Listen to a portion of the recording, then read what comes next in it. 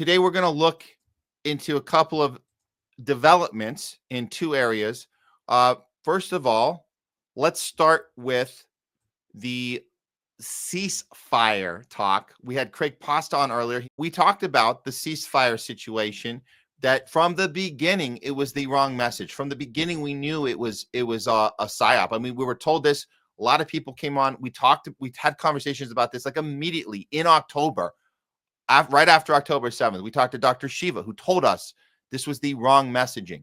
This is a deliberate attempt by the establishment to make us think somebody is fighting for the people. Ceasefire now didn't actually make any sense.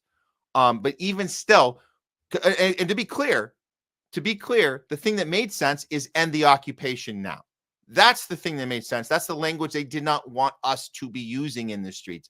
Ceasefire now implies there's some sort of equal war going on, where both sides need to stop the bombing and the killing and the fires and the babies' limbs getting blown off and babies' heads being cut off, which we realized later. Well, we knew, but we saw actual proof that the only side doing the babies' heads being blown off and cut off was Israel doing it to Palestine. It never happened the other way around. So with that, the ceasefire agenda was always BS, always. So when we heard Joe Biden, we heard Kamala, we heard AOC throughout the campaign trail telling us that they were actively working on a ceasefire, we knew it was BS the whole time. And now, come to find out, it's 100% being verified that it was a lie the whole time. Check this out if you haven't seen this. This is from DropSite. Report: Biden officials admit that they never pressured Israel for ceasefire, as Israeli leaders boast of playing Washington. God did the state of Israel a favor that Biden was the president during this period. We fought in Gaza over a year, and the administration never came to us and said, ceasefire now. It never did. And that's not to be taken for granted. And this is from a former Israeli ambassador, Michael Herzog. I got to get these names better. Wow, how interesting. This was always what was actually happening and not told to us publicly. A sweeping Israeli Channel 13 investigation has exposed the Biden administration's complicity in Israel's 19-month war in Gaza. 9 top Biden officials acknowledged avoiding real pressure on Israel, even as the death toll surpassed 30,000. Israeli leaders openly bragged they dragged out the war, playing for time until Donald Trump's return, which now we know was always about dragging it out even more. Just a changing of the guard, same policy, same Israel first policy. Former National Security Advisor Jake Sullivan, Ambassador Tom Nides, and others defended their unwavering support for Israel, even as they admitted enabling a campaign won U.S. aid described as killing and destroying for the sake of killing and destroying. Wow. Well, let's look who was right about this. RBN was right about this. This is AOC's little speech she gave at the Chicago DNC. You guys remember Chicago DNC? Oh, AOC came to represent the people.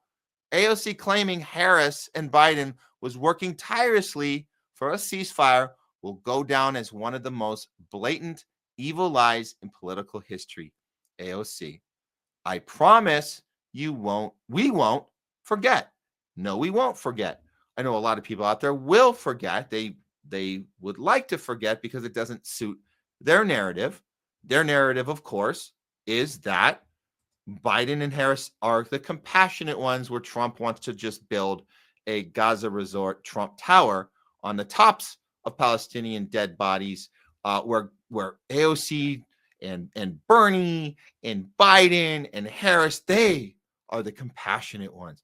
No, turns out they're all pieces of S. So we've known this the whole time, but now it's officially being known. And the media, of course, won't report on this because they're too busy championing the AOC Bernie, fight the oligarchy, and having people protesting genocide at their rallies thrown out. No, not just thrown out, arrested in handcuffs, and escorted out. That's where we are, and that's what the media only cares about covering. So are we closer to war or closer to peace with this peace president? This peace president that ran on peace, right? He ran on peace. He ran as an anti-war president, but these first 100 days have only been war, have only been genocide, and only been censorship. That's it. And the media is 100% complicit in pushing this agenda. And as we saw earlier, Rachel Maddow laughing about how, well, Trump is not much different after all, without a mention of any of these policies, any of these Israel first policies, which would be, you would think that would be the thing you'd want to run on, right? Or do your show on, right? The people that told you Trump's going to destroy the planet, you think that would be the first story you're covering, Rachel Maddow, right? You think you'd be covering Trump's plans in Gaza, Trump's plans to start war with Iran, even though he says, well, I don't really want it. Well, you're egging it on. And we've been covering the Iran situation. Let's do one more coverage. This could be somewhat of a good news. It's hard to tell, but we knew this was coming. As far as our World War III watch goes, let's have our eyes open on this one.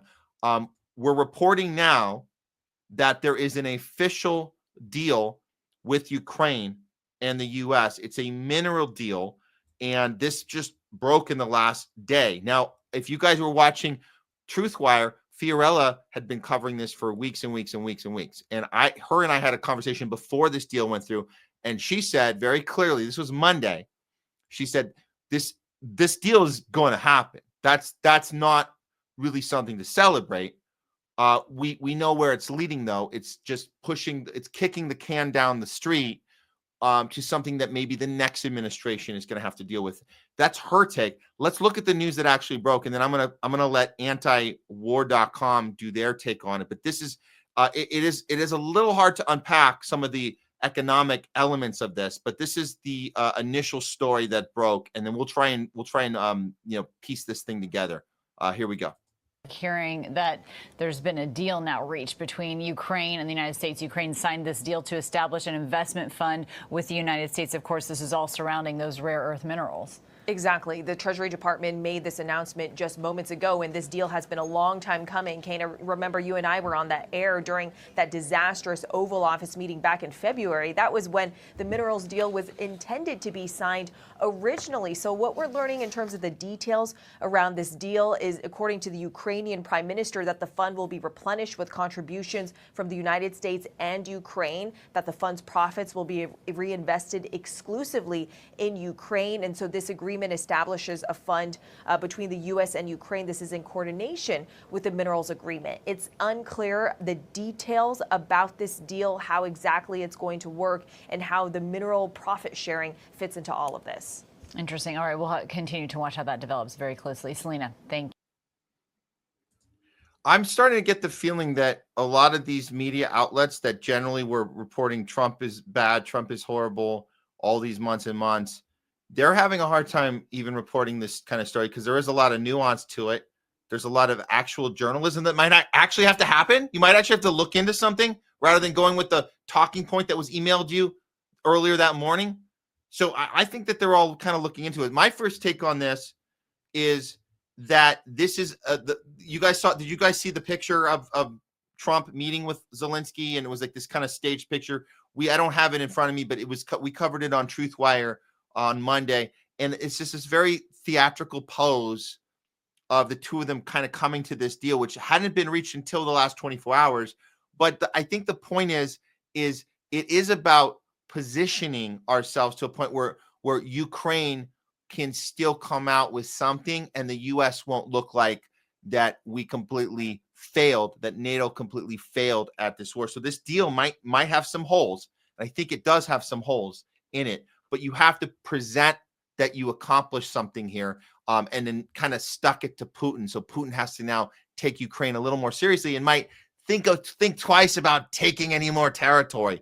I think that's going to be the spin they do. But let's look at antiwar.com's take as they just kind of break this down just a little bit here for us.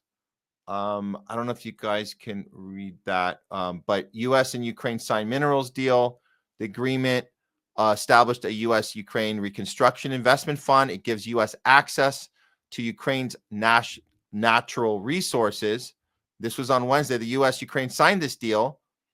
It establishes a new investment and reconstruction fund to give U.S. access to Ukrainian rare earth minerals and other resources. And this is from Scott Bessent, the U.S. Treasury Secretary. I'm glad to announce the signing of today's historic economic partnership agreement between the U.S. and Ukraine. Great. He says that the deal allows the U.S. to invest alongside Ukraine and unlock Ukraine's growth assets. So it's like this 50-50 split where anything that comes out of it, we're going to get a piece of it. So it allows them to get a piece of it.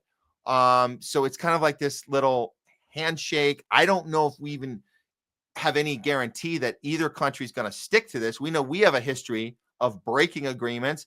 Ukraine doesn't have a great history either of keeping their word. So I don't even know if this thing even has any legs, but it does seem to present well. It might look like, hey, we're giving Putin something to think about before he declares the 100% winner of this thing, and NATO loses everything, and Europe loses, and Ukraine loses. But this gives some sort of win in some sort of packaged way. And then here at the bottom, the signing of the deal comes after months of contentious negotiations, which we know this thing took a long time. And it says it included an Oval Office blow up. Again, that was also kind of staged. The Zelensky, J.D. Vance, Trump, you guys remember that whole theater piece. Trump has been saying that Ukraine owes the U.S. hundreds of billions of dollars. Now, look, that's true. They took a lot of the money that they took that we just threw right over to them. Some of that was a loan. And then Zelensky turned that around 180 and said, oh, no, it's not a loan. It was just a grant. That means we don't have to pay it back. Well, no, it was, some of that was a loan. So Trump is trying to hold them accountable for that. And maybe this is a way to pretend that we are.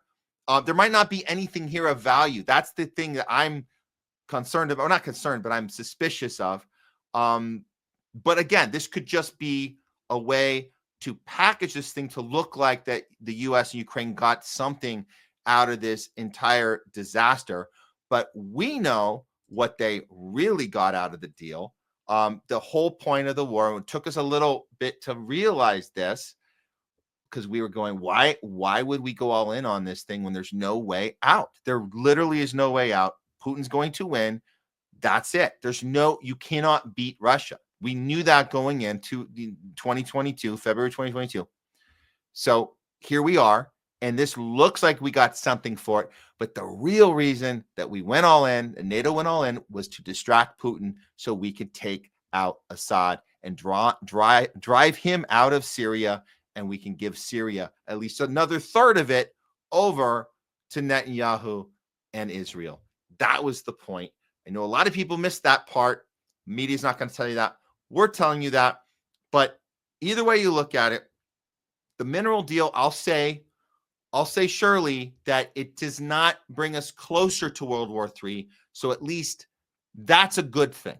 At least we can say this deal does not inch us any closer to where we already were. So in that sense, congrats, Trump, for not blowing us up in a World War III with Putin.